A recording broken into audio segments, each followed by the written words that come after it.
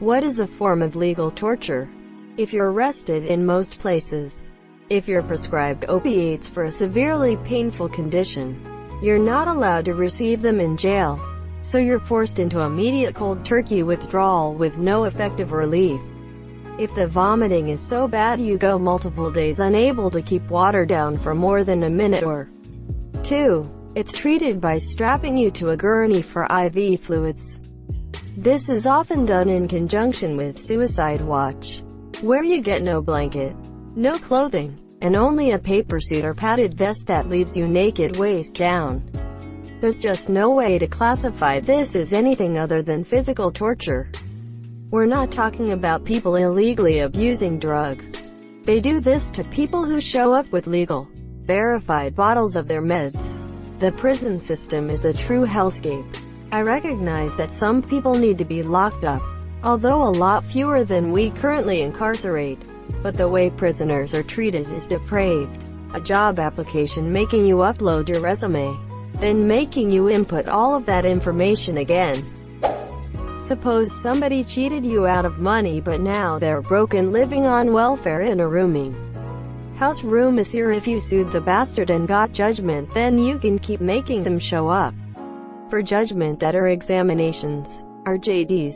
They are typically done by law clerks rather than the actual lawyer. And the law clerk just reads a standard questionnaire. But the guy has to show up for the scheduled examination because if he misses 2 appointments for one, he gets hauled off to jail until he agrees to show up. Your law firm would probably try to talk you out of wasting your money and their law clerk's time on this, but in theory, you can keep instructing the firm to keep schedule JD exams for the rest of the guy's life, and the guy would have to go to court to make a judge stop you. The JD questionnaires are hilarious. For example, question 37 might be, do you own any horses? They ask about every single goddamned thing under the sun that could be taken from the guy and liquidated on auction to help get your money back. I've seen judgment debtors damned near fall asleep during JDs.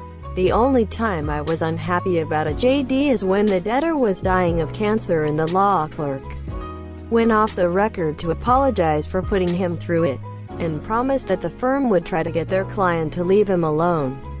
TL. Dr. Legal torture. It's literally legal torture. Wow.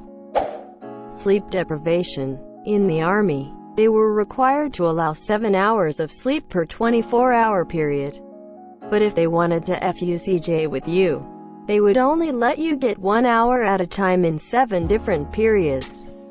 Last time a question like this about torture was asked, nobody said sleep deprivation. It is the first thing that comes to mind for me when someone mentions torture because it is my own personal hell. I struggle to sleep normally. Might I ask what you have tried already to better your sleep? Research and science about healthy sleep sees quite some progress, so it might be worth reading up on it from time to time. There is a ton of things to try out and some of them really help me with my sleep. Just to name a few. Know your own sleep cycle. Keep a strict sleep schedule. Go into bed roughly the same day every day. And get out of the bed roughly the same time every day. Which, if possible, aligns to the cycle. Try to use one of those sleep phase-aware alarm clocks. No smoking or alcohol in the 2 to 3 hours before going to bed. Eating habits might be a factor as well. Enable blue filters in the evening on your mobile device and other screens where possible. I think most Androids have built-in support for this these days. Don't use your bed during the day for your free time activities, like reading books, or surfing on your phone, tablet. Also there are apps, like Sleep as Android, which can help you with some of the above. Lots of alcohol, no caffeine, intermittent fasting, only going to bed when tired, going to bed at the same time even if not tired, not being in bed if not asleep, and getting up to do things if I don't fall asleep. Sticking to a schedule, no screens 2 hours before bed. Smoking pot, I don't smoke and haven't for years. Reading a book before bed. Exercise, weighted blanket, not reading before bed, blackout blinds, only using my room for sleeping, milk and a banana before bed, probably forgotten a bunch of things. Been struggling with sleep for more than 20 years and went to see a doctor about it a year ago when my partner made me do a questionnaire on the NHS page and scored 3 out of 45 or something. Doc said because it has been happening for so long, medication would be a temporary fix and not worth it. Much of it feels like a barrier to sleep. I can be exhausted physically and mentally and still lie awake for hours. My mind doesn't want to go to sleep, I just keep thinking. Thought seems to be the biggest problem, monsieur. I have looked at Lumi clocks and plan on getting one at some point. That sounds bad. I am sorry you are going through this. I hope my post didn't come over as playing down your issues. Wish you luck with this. Middle seat on a long flight. I'm determined that some airlines triple or quadruple fill the middle seats for anyone checking in online, and then wait for the majority of those people to drop another $50 to move to a different seat. An airline would sell your lap to another customer if they could. Listening to a crying infant with Baby Shark on repeat for 6 hours.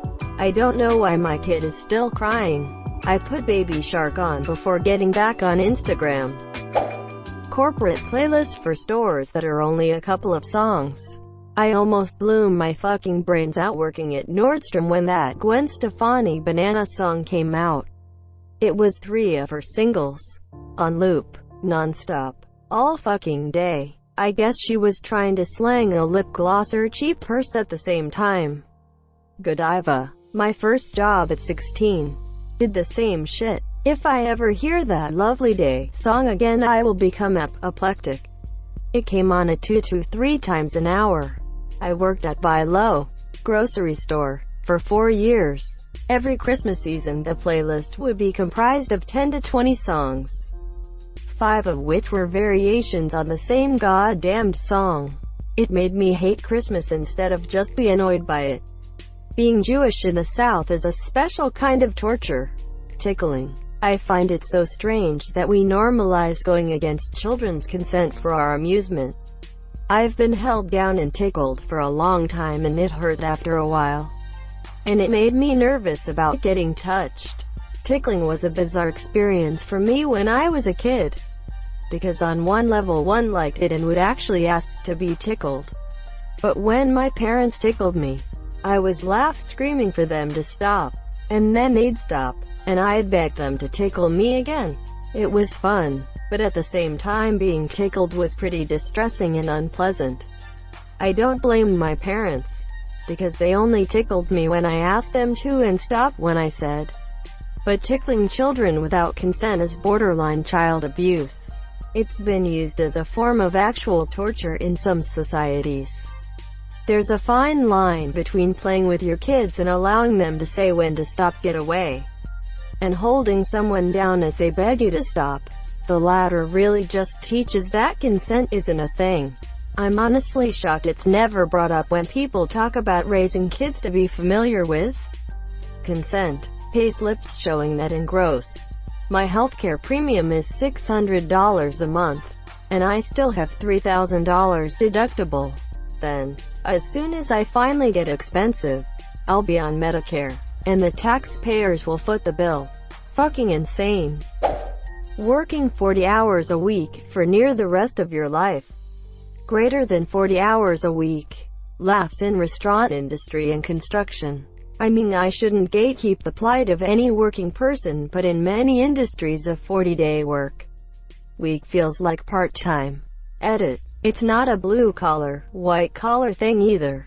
Plenty people in corporate jobs, tech, all that also work way more than 40 hours a week, and meetings that could have easily been summarized through an email.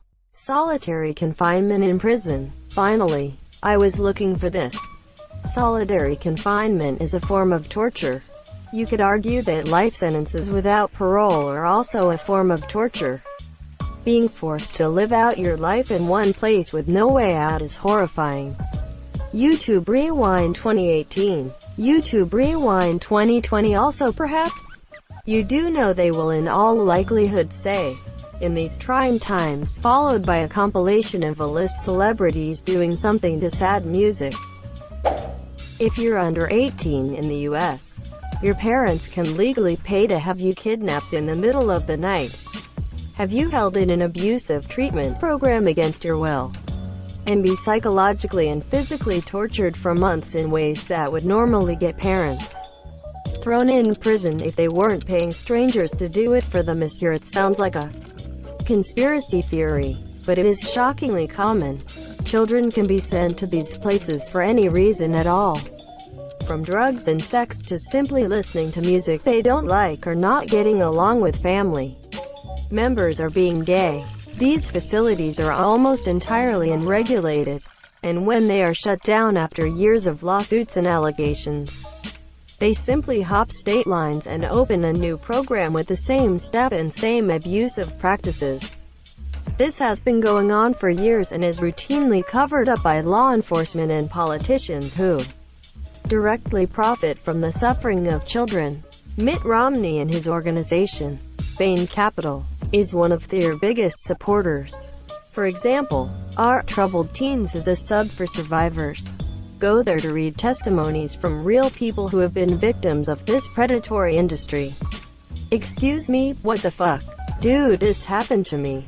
It was super religious. On top of that, I had a panic attack once and they held me down and tried to exorcise demons from me. Fucked up shit.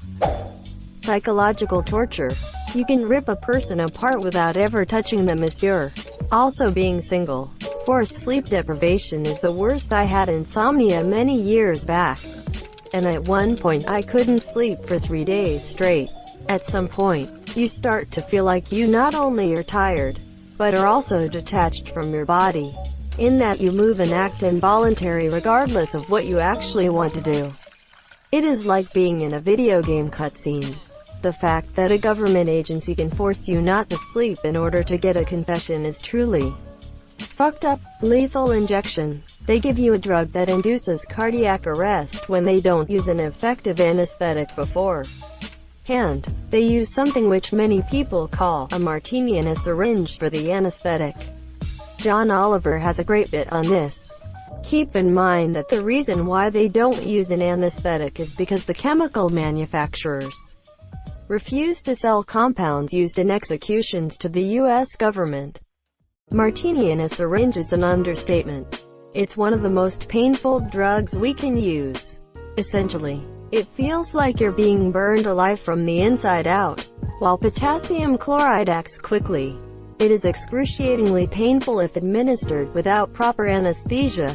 When injected into a vein, it inflames the potassium ions in the sensory nerve fibers, literally burning up the veins as it travels to the heart. Treadmills. Believe it or not, they were originally made to be a torture device. I can see this in my head. Try the new Dick Sander 5000, guaranteed to take off 50 layers a minute. When my sister was punished in grade school, she was told she couldn't go back to class unless she stood against the wall with a smile on her face. That's brainwashing, plain and simple. Who smiles after being put in timeout? Unless they masturbated the whole time? And no, she didn't do that. I was a pretty eccentric and unruly kid in grade school. I was head and shoulders above all my classmates in terms of intelligence. And I got bored quickly when I was forced to wait for everyone else to finish their work after I completed mine. Being a bored child, I got into trouble a lot. Some of the ridiculous punishments I had to deal with make me look back and wish I had the bravery to just walk out of the school and hide somewhere until the buses came. I was physically tied down to a chair to keep me from wandering around in class, constantly isolated from all my classmates to keep me from distracting them, given twice as much work as other students to keep me busy, told to keep my hands raised above my head for what was probably half an hour so I would learn to raise my hand instead of blurting out answers, forced to stand instead of sit for a whole day of class. No idea why that one happened. Maybe to try to wear me out.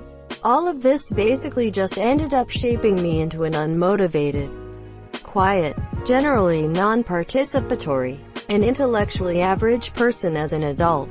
I was punished for being too excited about learning, punished for finishing tasks faster than everyone else, punished for wanting to share my opinions and ideas, punished for having too much energy and being too social. So I stopped behaving like that. Forever. I can't help but wonder how I would have ended up if my teachers had been more supportive and understanding back then, rather than annoyed and impatient at my actions. Thank you so much for watching and have a good day.